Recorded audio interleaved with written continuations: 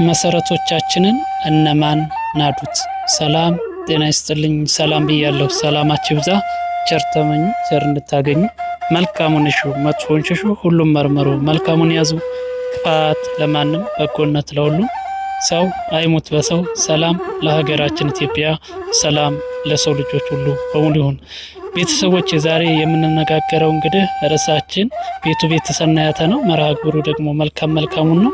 መሰረቶቻችንን እነማን ናዱት? ኢትዮጵያዊነት እየጠፋ ነው የሚለው ትልቅ በጥያቄ ምልክት ውስጥ የሚቀመጥ ትልቁ ርዕሳችን ነው ማለት ነውና መሰረቶቻችንን እነማን ናዱት?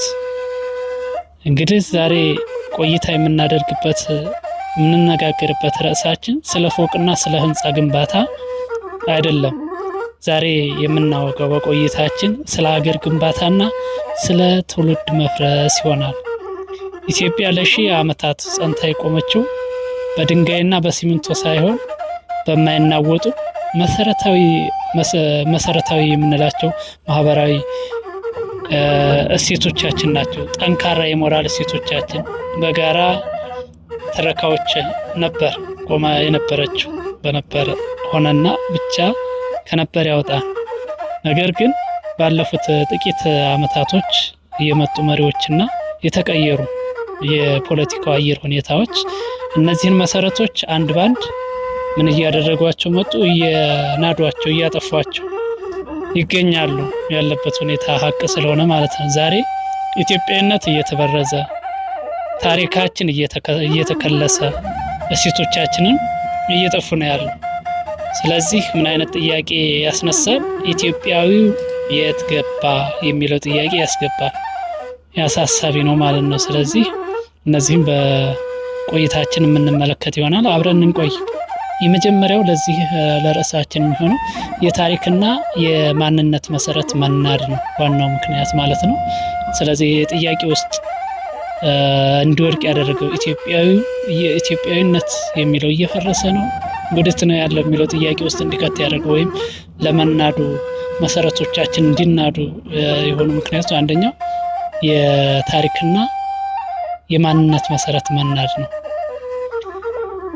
ቀደም ባሉ ዘመናት ኢትዮጵያ ስንል ለሁላችንም የምታኮራ የግለሰብ ሳይሆን የጋራ ቤት ነበረች።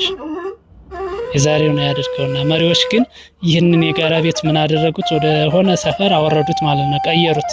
ምን ብለው ሰጥተውናል? ብሔር በሚል ሰጥተውናል ማለት ነው። ብሔር መሪዎች የጋራ ቤት የነበረንን ቤት ወደ ብሔር ሰፈር ቀየሩት ማለት ነው። ሌላኛው የታሪክና የማንነት መሰረት እንዲናድ ያደረገው የታሪክ መዛባት፣ ታሪኮቻችን የተዛቡ እንዲሆኑ ተደርገዋል። የሀገሪቱን የጋራ ታሪክ እንደ የአንድ ወገን ጭቆና ብቻ ተደርጎ እንዲወሰድ እስከ መጽሐፍ ራሱ ጽፎ ለማህበረሰቡ እስከ ማድረስ ድረስ ተደርሷል። እስከዛ ተወርዷል ማለት ነው። የአንድ ማህበረሰብ ጭቆና ነው። በቃ ያለ የምናውቀው ነገር አለና ይህም በትውልዱ መካከል ምን ሊፈጠር ችሏል? ይህ ነገር ማለት ነው የጥላቻና የመጠራጠር እርስ በርሳችን ጥላቻ እንድንነዛ የመጠራጠር ዘር ተዘራ ማለት ነው። ሌላኛው የታሪክና የማንነት መሰረት መናድ ምክንያቱ ምን ሊሆን ይችላል? አብዛኛው የሚያከራክረን የሰንደቅ ዓላማና ምልክቶች ክርክር፣ የአንድነት ምልክት የነበሩ ምልክቶች አወዛጋቢ እንዲሆኑ በማድረግ ትውልዱ የራሱ አርማ እንዲጠላ ተደርገዋል። እየሰደብን እንቀዳለን፣ እንሳደባለን፣ ብዙ ነገር እናደርጋለን። ስለዚህ አንደኛው ይሄ የተሰራ ስራ ነው ማለት ነው። ሌላኛው የሞራልና የማህበራዊ እሴቶች መጥፋት፣ ሞራልና ማህበራዊ እሴቶች መጥፋት አንዱ ምክንያት ነው የሚሆነው ማለት ነው። ታሪኮቻችን እንዲናዱ ያደረጉት ማለት ነው። የሞራልና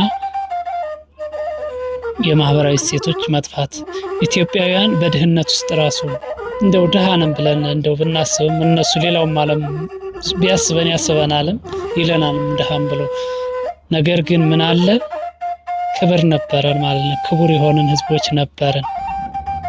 አሁን ግን ከእንግዳ ተቀባይነት ወደ ምን ተሸጋግረናል? ወደ ስጋት ተሸጋግረናል። የሰው እንግዳ የእግዚአብሔር እንግዳ የሚባል ባህል ጠፋ ማለት ነው። ዛሬ እንግዳ በምን መልኩ እንድናየው ተደርጎ በጥርጣሬ የሚታይበት ዘመን ላይ ደርሰናል። ሌላኛው የሽምግልና ስርዓት መዳከም ነው።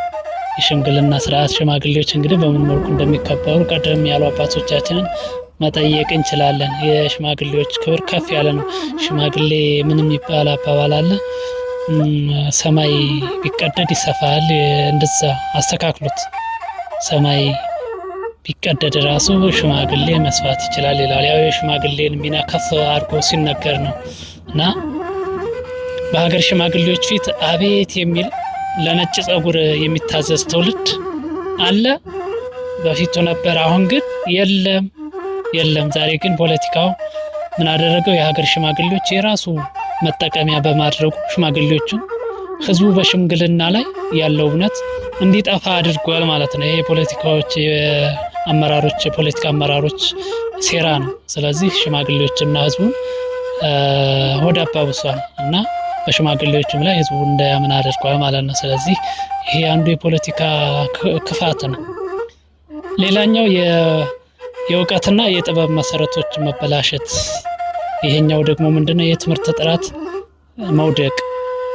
ትምህርት ቤት የሚገባ ተማሪ እውቀትን ሳይሆን የምንፈልገው ነው የሚገባ። በተለይ በአሁኑ ሰዓት ውጤትንና ፖለቲካን እንዲያሳድር ተገዷል። ይህም ለሀገሩ ችግር መፍትሄ የሚሆን ሳይንቲስት ሳይሆን ምን ሆኗል? የፖለቲካ አገልጋይ እንዲፈጠር ተፈጠረ ወይም ተደረገ ማለት ነው። ሌላኛው ቋንቋና ስነ ጽሁፍ። በዚህ የምናነሳው በተለይ የግዕዝ ቋንቋና ጥንታዊ የብራና መጽሐፍቶችን የጥበብ ምንጭ መሆናቸው ቀርቶ እንደ ኋላ ቀር ነገር እንዲታዩ ተደርጓል። ቋንቋውን ራሱ እንዳንማር ተደርገ እርስ በርሳችን እንድንጣላበት የሆነ ቤተ እምነት ነው። እሷ ቤተ እምነት አዋቆይታልናለች፣ በቅርስ ይዛልናለች እና ብዙ ነገር ባለውለታችን ነው ያቺ ቤተ እምነት ኢትዮጵያ ኦርቶዶክስ ተዋሕዶ ቤተክርስቲያን። ስለዚህ ለእሷ ብቻ ሰጥቶ የእሷ ነው እያሉ አውቀው ሲያጥላሉ ማለት ነውና ቋንቋውንም እንድንጥለው ቀደምት የነበሩ የአባቶቻችንን ጥበቦች የሰፈሩበትን የብራና መጽሐፍቶች አገላብጠን እንዳንመለከት ተጋርዶብናል ማለት ነው። ሌላኛው የመሪዎች ሚናና የመቆራረጥ ፖለቲካ ነው። መሪዎች ሲመጡ ካለፈው መጥፎውን አርሞ ጥሩውን ከማስቀጠል ይልቅ ምን አድርገዋል? ሁሉንም ነገር ከዜሮ መጀመር የሚባል ባህል ይዘው መጥተዋል። ያን እያደረጉ ነው። የቀድሞውን መሪ ታሪክ ምን ያደርጋሉ? ያጠፋሉ። ሐውልቶችን ያፈራርሳሉ። ያሉ ሀቅ ስለሆነ እያጠፉ ነው። መጽሐፍቶች ይጠፋሉ፣ ሐውልቶች ይጠፋሉ። ስለነሱ የሚገልጹ ማንኛውን ነገር እንዳይኖሩ ያደርጋሉ። ቅርስ የሌለው ደግሞ ታሪክ አይኖረውም። ታሪክ የሚኖረን ቅርስ ሲኖረን ነው።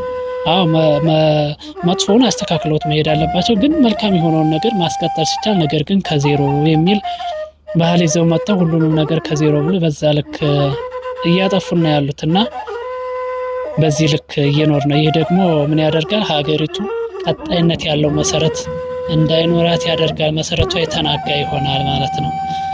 እና ቤተሰቦች እንግዲህ እነዚህ እየጠፉ ያሉ ሴቶችን የኢትዮጵያ የጀርባ አጥንቶች ነበሩ።